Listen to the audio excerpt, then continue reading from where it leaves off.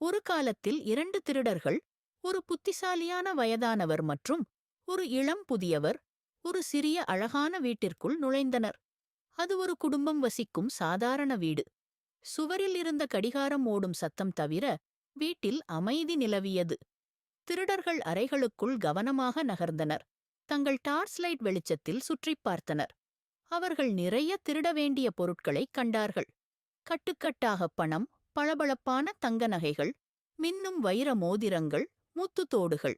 அவர்கள் இந்த பொக்கிஷங்கள் அனைத்தையும் தங்கள் பைகளில் போட்டுக்கொண்டனர். இளம் திருடன் தாங்கள் எடுத்ததைப் பற்றி உற்சாகமாக உணர்ந்தான்.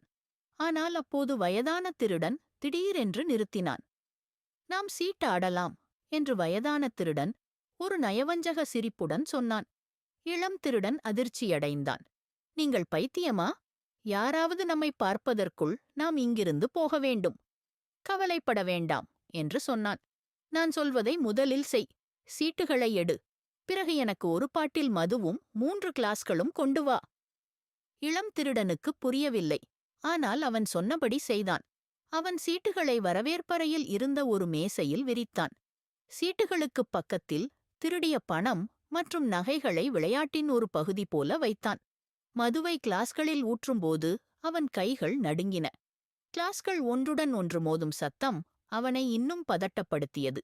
பிறகு வயதான திருடன் சொன்னான், டிவியை ஆன் செய். என்னது? நீங்கள் விளையாடுகிறீர்களா என்று இளம் திருடன் கிசுகிசுத்தான். குடும்பத்தினர் இதைக் கேட்டால் நாம் பெரிய தொல்லையில் மாட்டிக்கொள்வோம். செய் என்று வயதான திருடன் உறுதியாக பதிலளித்தான். நடுங்கும் கைகளுடன் இளம் திருடன் டிவியை ஆன் செய்தான். திரை ஒளிர்ந்தது. அறையை மென்மையான ஒளியால் நிரப்பியது. திடீரென்று காலடிச் சத்தம் கேட்டார்கள். அது மிகவும் தாமதமாகிவிட்டது. வீட்டின் உரிமையாளர் எழுந்திருந்தார். கையில் பேஸ்பால் மட்டை இருந்தது. அவன் கோபத்தில் சிவந்த முகத்துடன் அறைக்குள் பாய்ந்தான். நகராதீர்கள், இல்லையென்றால் நான் போலீசுக்கு ஃபோன் செய்வேன் என்று மட்டையை இறுக்கமாகப் பிடித்தபடி கத்தினான். ஆனால் வயதான திருடன் அமைதியாக இருந்தான். விளையாடு என்று அவன் இளம் திருடனிடம் சொன்னான். அவனை பொருட்படுத்தாதே. வயதான திருடன் எவ்வளவு நிதானமாக இருக்கிறான் என்பதை இளம் திருடனால் நம்ப முடியவில்லை. வீட்டின் உரிமையாளர் போலீசுக்கு ஃபோன் செய்தார். அதிகாரிகள் வந்தபோது அவர்கள் ஒரு வினோதமான காட்சியை பார்த்தார்கள். 2 பேர் ஒரு மேசையில் சீட்டுகளுடனும் மது கிளாஸ்களுடனும் பணம் மற்றும் நகை குவியல்களுடனும் அமர்ந்திருந்தார்கள். டிவி ஆன் செய்யப்பட்டிருந்தது. அதில் நள்ளிரவு நிகழ்ச்சி ஒளிபரப்பாகிக் கொண்டிருந்தது. வீட்டின் உரிமையாளர் திருடர்களைக் காட்டி, இவர்கள்தான் கொள்ளையர்கள், என் வீட்டிற்குள் நுழைந்து என் பொருட்களை திருடிவிட்டார்கள் என்று கத்தினார். வயதான திருடன் எழுந்து அதிகாரியிடம் பேசினான். எல்லோரும் ஆச்சரியப்படும் விதமாக, சார், இந்த ஆள் பொய் சொல்கிறார். அவர் எங்களை இங்கு சூதாடுவதற்காக அழைத்தார்.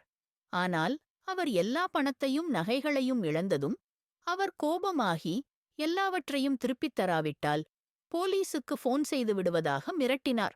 அதிகாரி காட்சியை கவனமாகப் பார்த்தார். சீட்டுகள், மது கிளாஸ்கள், பணம், நகைகள் மற்றும் டிவி இன்னும் ஆன் செய்யப்பட்டிருந்தது. அது உண்மையில் ஒரு சூதாட்ட விளையாட்டு தவறாகப் போனது போல இருந்தது. இது உங்களுக்கு மோசமாக இருக்கிறது என்று அதிகாரி வீட்டின் உரிமையாளரிடம் சொன்னார். நீங்களே உங்கள் வீட்டில் சூதாடியது போலவும் இப்போது நீங்கள் இந்த மனிதர்கள் திருடிவிட்டதாக குற்றம் சாட்டுகிறீர்கள். நீங்கள் மீண்டும் பொய் சொன்னால் நான் உங்களை கைது செய்வேன். அதிகாரி கிளம்பத் தயாரானபோது வயதான திருடன் சொன்னான், சார், தயவுசெய்து எங்களை இங்கே விட்டுப் போகாதீர்கள்.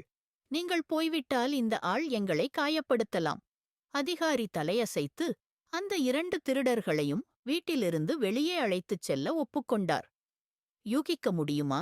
திருடர்கள் திருடிய பணம் மற்றும் நகைகள் அனைத்தையும் போலீஸ்காரர்கள் கண்முன்பே எடுத்துச் சென்றார்கள். இந்த கதை புத்திசாலித்தனமாகவும் அமைதியாகவும் இருப்பது கடினமான சூழ்நிலைகளிலும் பிரச்சனைகளைத் தீர்க்க உதவும் என்பதை நமக்குக் காட்டுகிறது. இருப்பினும் நேர்மையின்மை எப்போதும் சிக்கலுக்கு வழிவகுக்கிறது என்பதையும் இது காட்டுகிறது. நீங்கள் தந்திரங்களை பயன்படுத்தும் திருடனாக இருந்தாலும் சரி, அல்லது பொய் சொல்லும் வீட்டு உரிமையாளராக இருந்தாலும் சரி, மோசடி ஒருபோதும் வேலை செய்யாது. இது போன்ற மற்றொரு கதையுடன் அடுத்த முறை உங்களைச் சந்திக்கிறேன். Subscribe to Jilly Billy